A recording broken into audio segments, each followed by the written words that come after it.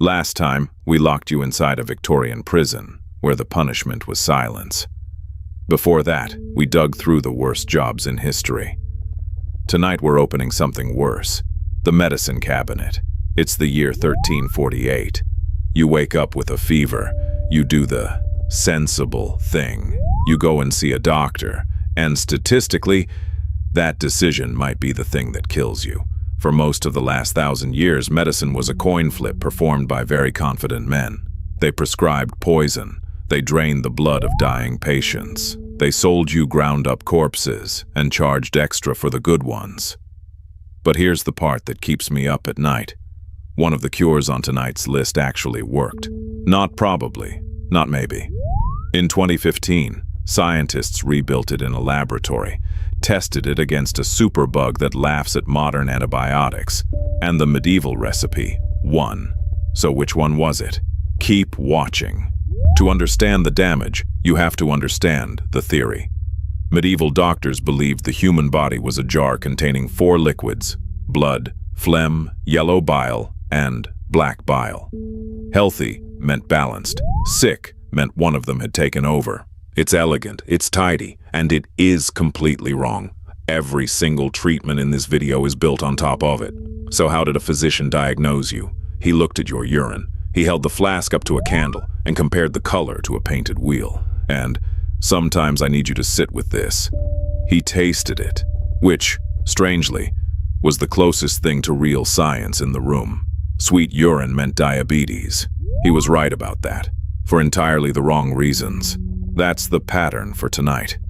Accidental hits, buried inside confident nonsense, and once the doctor decided your blood was the problem, things got messy. The cure for almost everything was to remove the patient's blood. Fever, bleed him. Headache, bleed him. Bad dreams, a broken heart, the plague, complications in pregnancy. Bleed him. There were charts telling you which vein to open for which illness, matched to the season and the position of the stars. And the man holding the blade usually wasn't a physician. Physicians were university men. They didn't like getting dirty. The cutting was done by the barber, the same barber who trimmed your beard. That red and white pole outside a barbershop today. White is the bandage. Red is what soaked it. That pole is a 1,000-year-old advertisement for blood. If the blade felt crude, there was the gentle option. Leeches, 30 or 40 at a time. And if you watched our Worst Jobs episode, you already know somebody had to wade into a swamp and let those leeches feed on their own legs just to collect them. So, a weakened patient, an open wound, and then the plague arrives. 1630. The plague is back, and walking toward you through the fog is the most recognizable outfit in history. The waxed coat, the glass eyepieces, and that long curved beak. Everybody knows the mask. Almost nobody knows what was inside it. Doctors believed disease traveled as bad air, a poisonous smell they called miasma. So they packed the beak with dried roses, mint, cloves, camphor, and straw. The theory was simple. Filter the smell, and you filter the sickness. Sweet air in, death kept out. Which is exactly why nobody bothered about the rats. The treatment was worse than the costume. They lanced the swellings. They pressed live chickens and dried toads against the sores to draw the poison out. And then, of course, they bled you, taking blood from a body that was already fighting for its life. The mask may have saved a few of the doctors. The medicine definitely did not save you. Some cures didn't just fail. Some were poison, prescribed on purpose. When syphilis tore through Europe, the treatment of choice was mercury, rubbed into the skin as an ointment, swallowed as a pill, inhaled as a vapor, while the patient sat locked inside a wooden sweating box over a fire, breathing metal for weeks. And it did something. The sores faded. The patient looked like he was recovering. That was enough for everyone to call it a cure. What was actually happening is that the mercury was destroying him from the inside. Uncontrollable tremors, teeth falling out, ulcers in the mouth, kidney failure, confusion, paranoia, and finally madness. There was a saying about it at the time: one night with Venus, a lifetime with Mercury. And here's the uncomfortable part. Mercury stayed in the medical toolkit for roughly 400 years. Not because it worked, but because the symptoms of the poison looked exactly like the illness fighting back. Now let me show you the strangest jar on the shelf. From around the 12th century, European apothecaries sold a powder called mumia. It came from Egypt. It was expensive, it was fashionable, and it was prescribed for bruising, bleeding, coughs, and epilepsy. It was ground-up mummies. It started with a mistranslation. A dark, natural tar from a Persian mountainside shared its name with embalmed bodies. By the time anyone noticed the mistake, an entire trade existed.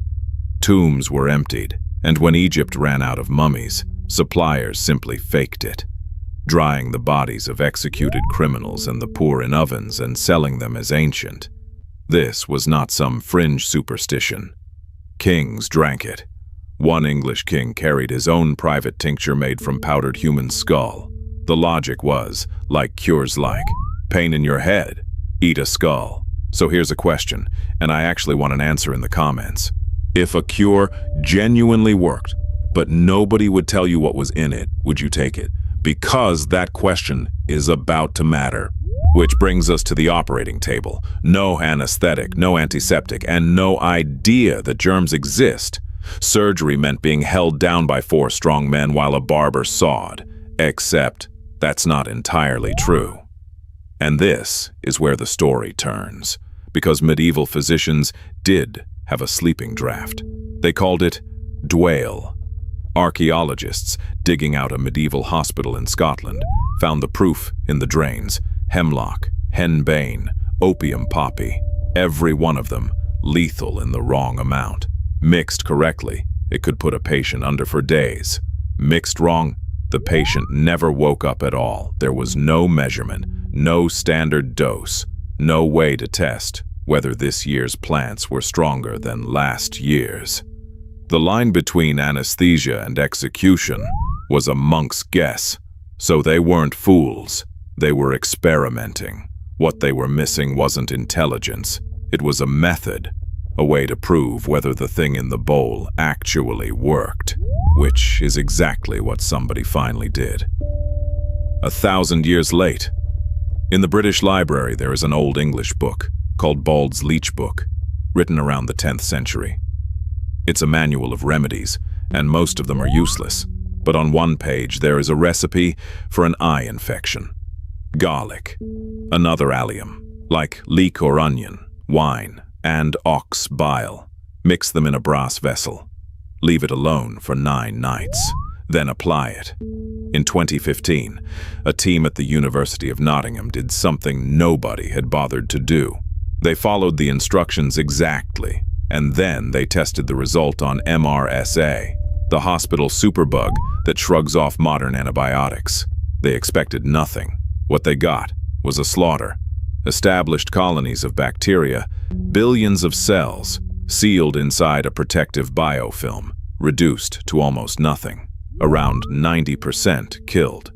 In a wound model, it performed at least as well as the antibiotic doctors reach for today. And the strangest detail of all, the 9-day wait matters. Fresh, the mixture is weak. Left alone for 9 nights, something happens inside that brass bowl. Researchers still cannot fully explain what. A recipe, copied out by candlelight, by men who believed illness was bad air, quietly beat modern medicine at its own game. So, the medieval doctor drained you, poisoned you, and fed you the dead. And somewhere in the middle of all that noise, without knowing why, he was also holding something that genuinely worked. That's the real lesson of this cabinet. They weren't stupid. They were guessing in the dark, without any way to check the answer. Some guesses killed people. One of them was 1,000 years ahead of schedule. Which leaves an uncomfortable question. If a recipe scribbled in the 10th century can beat a modern superbug, what else did we lose? Because there are things the ancient world built that we still cannot rebuild. A fire that burned on water and could not be put out. A metal that nobody alive knows how to forge. Concrete that grows stronger in the sea, while ours crumbles in 50 years. That's where we're going next. Subscribe so you don't miss it. The recipes are gone. We're going to try to find them anyway. This has been Sketchy History. Sleep well tonight. You live in the good timeline.